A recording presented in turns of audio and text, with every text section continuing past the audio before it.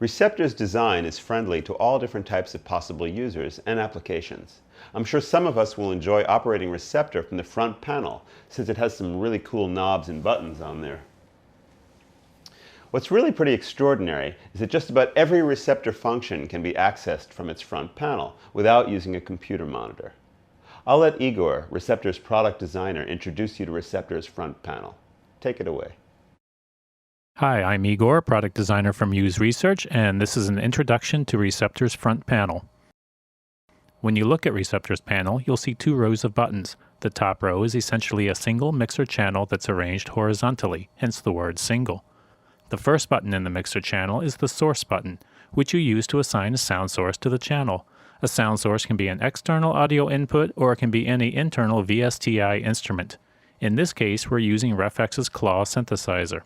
Turn the top display knob to select various source parameters. For now, we'll turn it to the patch parameter, and we'll turn the bottom knob to select a patch called Atari in space.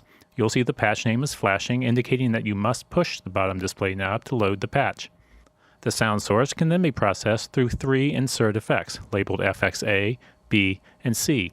When we push the FXA button, we see that there is currently no plugin assigned to the effect.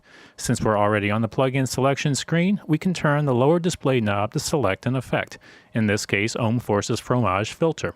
The source name is flashing, indicating we need to push the bottom display knob to load the plugin.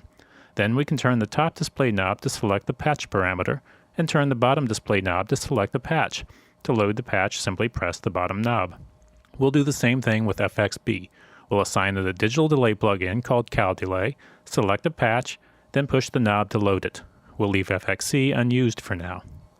Next, you have the channel's mix parameters, which allow you to adjust volume and pan, or mute and solo the channel, or bus the channel to one of two dedicated effects buses built into Receptor. This entire channel strip can then be saved as a single patch. This lets you recall an entire channel strip with a single patch selection. So, as you've seen, this top row of buttons forms a complete single mixer channel. Now that's all well and good, but Receptor is actually a 16-part multi-timbral sound and effects module. So how do you access the other channels? Simple. If you push the top knob, it becomes a channel selector. Rotate the knob to select any channel you want to edit, and the top row of buttons will control the selected channel. You'll notice that there are three additional channel options labeled B1, B2, and M. These correspond to Receptor's two dedicated mix buses and its master output channel, each of which can have three effects assigned to them as well. So, in all, Receptor contains 16 instrument channels, 2 effect buses, and a master channel. You can save this entire multi-channel configuration as, you guessed it, a multi-patch. Whenever you recall a multi-patch, Receptor automatically instantiates every plugin on every channel and sets each one to its proper patch settings. If this is the first time you've used Receptor, you may want to explore some of the many multi-patches that come on the box.